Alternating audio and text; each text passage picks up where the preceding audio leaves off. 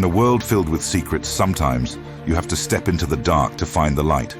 Welcome to the Dark Lights podcast, where we unravel eerie mysteries, one story at a time.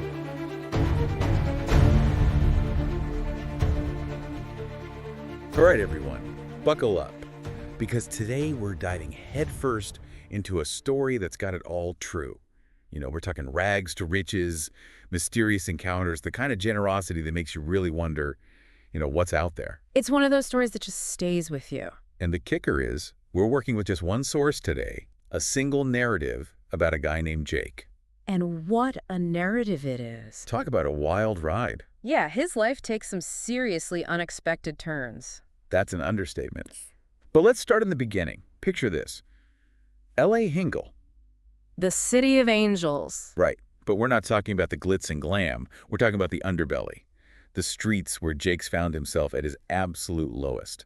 Homeless, trying to make it through the night. And the source paints a really vivid picture of this, It totally doesn't sugarcoat anything. It really drives home how quickly things can change for anyone. One day you're on top of the world, the next you're struggling to survive. Absolutely, and in Jake's case, it sounds like things unraveled pretty quickly. A bad investment here, a job loss there. Just one of those domino effects. Exactly, a cascade of unfortunate events. And there he is, in a dark alley behind a diner, desperate for a few hours of sleep.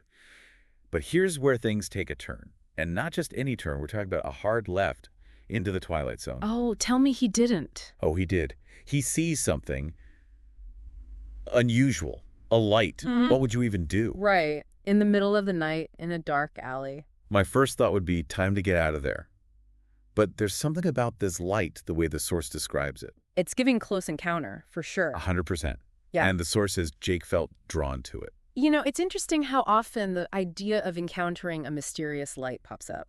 Religious experiences, near-death experiences, even in some mystical traditions. It's like a universal symbol or something. Right, and it often represents profound experiences, messages, or transformations. Big stuff. So Jake, either incredibly curious or, let's be honest, maybe just desperate at this point, he approaches the light. And that's when he encounters a figure. Not just any figure. He says it was made of pure light. Can you imagine? Like something out of a dream. Totally. And the source goes into detail about how vivid the experience was, how overwhelming it felt to be in the presence of this figure. And that feeling of warmth that washed over him when the figure touched him. It's like the encounter was meant to be felt on a physical level as much as anything else. A total sensory experience. Totally. And then, poof, gone. Just like that. Leaving Jake standing there wondering, what in the world just happened? I'd be questioning everything. Real, a dream, stress-induced hallucination, who knows? Right. Talk about a mind-bending experience. So picture this. Jake standing there in this dark alley, trying to wrap his head around what he thinks he just saw. I mean, talk about a mind bender, right? Totally. I'd probably be questioning my own sanity at that point. But here's where it gets really wild. Things start to change for Jake. And I don't think we're talking about like a little change here, right? Like suddenly remembering where he put his keys. Oh, no, not even close. This is like life-changing, pinch me, am I dreaming kind of stuff. For starters, he starts finding money. Like walking down the street and finding a $20 bill kind of thing. Yeah, exactly. Not huge amounts or anything, but enough to buy a meal, get back on his feet a little. Wow. And does the source say how long this goes on for? It doesn't specify exactly, but it seems like it's enough to give him a bit of breathing room. And then, as if that wasn't enough, he runs into an old friend, someone he hasn't seen in ages, and this friend just happened to offer him a place to stay. Get out of here. Are you serious? Talk about coincidence. I know, right? It's like the universe was giving him a nudge in the right direction. But it gets even crazier. Remember how the source mentioned Jake's health was declining before all of this? Yeah, I remember. It sounded pretty serious. Well, according to the source, his health starts to improve dramatically. And we're not talking about a gradual thing either. It's like whatever was ailing him just vanished. Okay, now that's just unbelievable. I mean, what are the chances? Right. It's like something out of a movie. It really makes you wonder, was this just a crazy string of coincidences or was something else going on, something more intentional? That's the million-dollar question, isn't it? And honestly, after hearing this story, I'm not sure what to believe anymore. What do you think?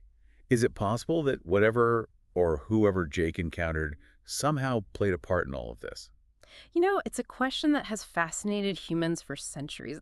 I don't claim to have the answer, but there are some intriguing theories out there. One thing that comes to mind, and that the source kind of hints at, is this idea of self-fulfilling prophecies. Right, right. Like when you believe something so strongly that it actually happens, but that's not exactly magic, is it? It's more about how our beliefs can influence our actions, right? Exactly. And think about it in Jake's case. Could it be that this encounter, whether it was real or not, somehow shifted something inside him? Like it sparked a renewed sense of hope, a belief that good things could actually happen to him again. And that belief, in turn, led him to make different choices that ultimately changed his circumstances. It's like that encounter, as strange as it was, somehow gave him the confidence to create his own luck. Instead of just accepting his situation as hopeless, he starts taking steps, however small, to change his life. And that's a powerful thing. Totally. But what really struck me about this story is that Jake didn't just keep all this newfound good fortune to himself. He felt compelled to share it, to help others who were struggling like he was. That's amazing. So what did he do? Did he start volunteering or something? Oh, he did way more than that. We're talking next level generosity here. We're talking funding shelters, creating job training programs, like really putting his money where his mouth is. Wow. That's incredible. But it's more than that. He's out there on the streets, connecting with people, sharing his story, trying to give them that little spark of hope. Really putting himself out there. And get this, he actually tries to share that feeling of warmth, that light he felt during the encounter, by placing his hand on theirs. Oh, wow. That sends chills down my spine. Right. It's like he's trying to pass on whatever it was he experienced. Yeah. But here's the thing. There's actually some science behind this whole idea of helping others, feeling good, helping even more. Have you ever heard of the helper's high? Oh, yeah, definitely. Isn't that when, doing something nice for someone else actually gives you a little boost? Exactly. And it's not just some woo-woo thing either. There's actual research behind it. Apparently, when we do something kind for someone else, our brains release these things called endorphins. Endorphins, yeah, those are the feel-good chemicals, right? Like what you get after a good workout or something. That's the one. And get this, those endorphins can actually lead to less stress, better sleep, even a stronger immune system. So you're saying being kind is actually good for your health. Sign me up. It's like this amazing feedback loop. Jake helps others, he feels good. That positive energy motivates him to do even more. It's pretty wild when you think about it. It really is, and it all comes back to that encounter in the alley. That's the thing, right? It all started with that mysterious figure of light. So what do you think? Divine intervention? A close encounter of the third kind? Or was it all just a hallucination brought on by stress and exhaustion? That's the beauty of this whole story. There's no right or wrong answer. It really makes you think about those big questions, what's out there? What do we really know? Maybe it was a message from a higher power? Or maybe it was just Jake tapping into some deep well of inner strength and resilience. What do you think? It's almost like the story itself is a gift, a story about transformation, about the power of human connection and kindness. It really makes you examine your own beliefs, makes you think about how you'd react in that situation. Would you embrace the mystery? Would you try to explain it away? And how would we pay it forward? What small act of kindness could we offer to make someone's day a little brighter? I think that's something worth pondering. Totally. Well, that about wraps up this deep dive. From homelessness to helping others. What a journey. It just goes to show that even in the darkest of times, there's always hope. And the human spirit is capable of incredible things. Couldn't have said it better myself. Thanks for joining us for this deep dive, everyone. Until next time. Is this something that you think could happen to you? We are looking forward to hearing from you in the comments.